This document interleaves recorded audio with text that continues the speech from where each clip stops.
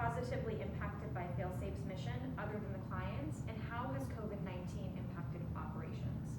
Well, other than the clients themselves and obviously their family members, that care about them, I would say that there's two big impacts of FAILSAFE's mission on the community. One is the financial aspect when it comes to the taxpayers. We live in this community, we pay taxes in this community, and it's our tax dollars that go to prosecuting and incarcerating individuals that have caused harm in the community. Now, we know that we want people to accept responsibility and to have to deal with the consequences of their behavior, but when somebody is coming out of incarceration, any person that we can help support to keep them from returning is going to directly save everybody in this county on our tax dollars. We can spend that money elsewhere. So when we talk about looking at funding, really it's a matter of whether we're going to always fund the solution to help people after incarceration or during incarceration.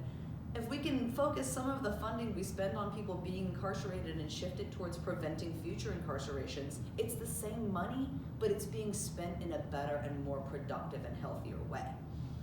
When it comes to the communities, we really look at neighborhood safety. We really look at things like if somebody is released from incarceration and they can't get a job, they might go back to engaging in criminal behaviors in order to get the money that they need in order to eat food and drink water. And so what are they going to do? They're going to go back to doing things like selling drugs or robbing people or any number of really unhealthy behaviors that impact the whole neighborhood and not just that person. When we see a neighborhood where people are engaging in prostitution, people are engaging in the sale of drugs, those neighborhoods are categorically less safe, even for the people in those neighborhoods that do not engage in illegal behaviors. So if you're going to have a neighbor who is an ex-offender or a returning citizen, the question really is, do you want that returning citizen working, or do you want that returning citizen going back to the only things that they know? So those are some of the bigger impacts of FAILSAFE's actions on people outside just returning citizen population. And that is, as you mentioned, because of COVID, really, really important right now. People are getting released early because of COVID because they don't want to have pandemic issues inside the facilities.